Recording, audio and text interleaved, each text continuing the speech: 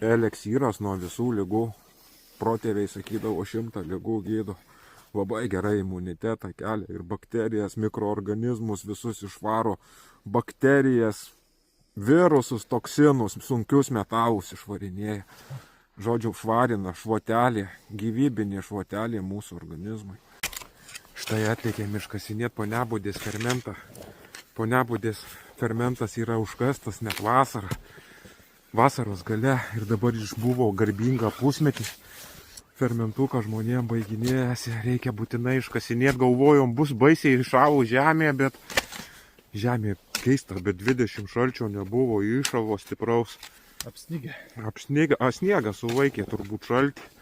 Ir va dabar ateina ta laiminga minutė, išsikasim Ponebudę. Šitą Ponebudę jau pusę metų prastovėjus, bus prisiurpus. Pagal visus senas tradicijas padaryta, išvaikyta, padaryta. Ir dabar iškasinėjam tą ekstraktą. Ekstraktas labai gerai sąnariam, plaučiam gerai. Gerai gydo labai onkologiją, prieš onkologiją kovoja navikų, žudo gerus, blogus visus.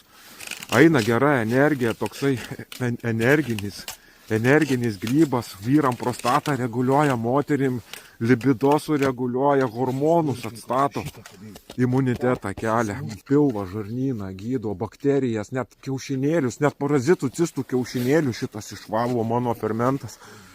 Labai stipriai organizmą mūsų švarina. Kas norės stebuklingo fermentuko, pabandyti Legryb.com ir Gamtos Gėrybės shop. Va, pasimatė mūsų džiaugsmas. Oi, kaip fainai. Tai čia mes greit iškasim, aš galvojau, čia knisimės pusę dienos. Galvojom, čia reikės laužą kurti, išildyti žemę, kad išimti tas fermentas.